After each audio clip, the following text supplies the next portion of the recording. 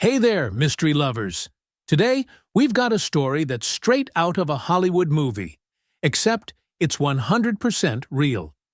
Imagine priceless art, cunning thieves in disguise, and a heist that left the world baffled for over 30 years. This is the Isabella Stewart Gardner Museum heist, one of the greatest unsolved art mysteries of all time. Sarah, are you ready to dive in? Born ready, Adam. Let's unravel this masterpiece of a mystery. Pun absolutely intended. Sarah, let me take you back to the early hours of March 18th, 1990. It's Boston, St. Patrick's Day. Celebrations are winding down, the streets are buzzing with revelers, and somewhere in the quiet shadows, the stage is being set for one of the most audacious crimes in history. No blood, no guns, just two men, a museum, and a heist that would leave the art world reeling. Okay, you've got my attention. So what happened? Did they sneak in, use a secret tunnel? Give me all the details. Not quite so dramatic, but still brilliant in its own way. At 1:20 in the morning, two men dressed as Boston police officers arrived at the Isabella Stewart Gardner Museum. They rang the buzzer at a side door and told the guard they were there because of a report about trouble in the area. Wait, they just showed up and said, "Hey, we're the police, let us in?" And the guard actually opened the door? No questions, no ID checks? Exactly. The guard on duty, Rick Abeth, broke the museum's rules and let them in. Normally, no one is allowed inside after hours, not even the police, without permission from a supervisor. But Rick didn't follow that rule. He just buzzed them in. Rick. Mistake number one. He must have been nervous or just not thinking clearly. What happened next? Once they were inside, the fake cops told Rick they needed to check his ID because he was a suspect in the disturbance they mentioned. While Rick was distracted, they grabbed him, handcuffed him, and pushed him against the wall. Then they called the other guard, Randy Heston, over and did the same thing to him. Within minutes, both guards were tied up in the museum's basement. Okay, I'm already on edge. These guys sound like professionals, but what were they after? It's a museum, not a bank vault. Oh, they weren't after money. They had their eyes on art. Priceless, one-of-a-kind pieces. Over the next 81 minutes, yes, 81 minutes, they moved through the museum, choosing what to steal. They took 13 items, including Vermeer's The Concert, one of only 34 Vermeer paintings in the world, and Rembrandt's The Storm on the Sea of Galilee, his only known painting of the sea. Whoa, wait, they spent over an hour inside and no alarms went off? No backup guard showed up? How is that even possible? Good question. The museum's security system was incredibly weak. The guards weren't trained well, the cameras were outdated, and the alarms barely worked. And here's the part that will make you cringe. When they couldn't take a painting out of its frame, they just cut the canvas with a knife and took it that way.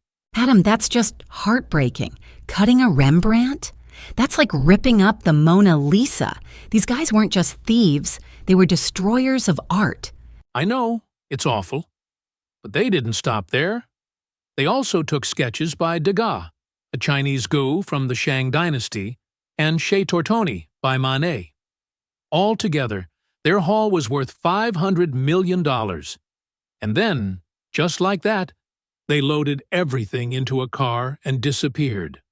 No witnesses, no fingerprints, just empty frames on the walls. Okay, I need to know. What did the guards say when the police arrived? Did they give any useful information? Not really. The guards were so shaken up that they could barely describe the thieves. All they could say was that they were men dressed as cops. That's it. Investigators had nothing to work with, and the case quickly became one of the toughest mysteries in art history. So what did the investigators do? Did they suspect the guards? Or did they look elsewhere? They started by questioning the guards, especially Rick Abeth. He had a history of not following rules and even opened the side door earlier that night for no clear reason. but they couldn't find solid proof that he was involved. So, they moved on to other theories. Okay, so if it wasn't Rick, who was it? Was this some big-time gang? Exactly. Investigators believed the heist was connected to the Boston mob. The theory was that the stolen art was used as a kind of currency to settle debts or make deals. Two names kept coming up: George Reisfelder and Leonard DiMuzio. Both were small-time criminals with connections to the mob. Interesting. So did they arrest them? Here's the twist. Both men were dead by the time their names came up. DiMuzio was murdered, and Reisfelder died from an apparent drug overdose. That made things even harder for the investigators. Wow, so no suspects and no art either? Did they ever find any of the stolen pieces? Not a single one. Over the years, there were tips and rumors. People claimed to have seen the paintings in Europe, South America, even Japan. But none of those leads went anywhere.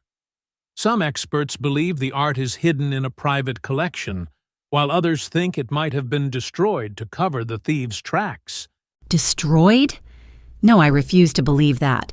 We're talking about some of the most valuable art in history. Someone, somewhere, must still have it. Let's hope so. In 2013, the FBI announced they knew who the thieves were and where the art had been moved shortly after the heist. But recovering it? That's a different story. To this day, the pieces are still missing. Unbelievable.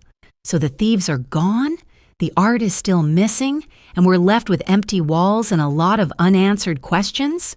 Pretty much. The museum kept the empty frames hanging as a reminder of what was stolen, and as a message that they're still hoping the art will come back someday. And that's the story of the Isabella Stewart Gardner Museum heist, a crime with so much mystery. What do you think happened to the art? Hidden in someone's basement? Lost forever? Drop your theories in the comments, give this video a like if you enjoyed the story, and hit that subscribe button for more amazing tales like this. Who knows? Maybe one of you will crack the case. Until next time, keep your art safe and your eyes sharp.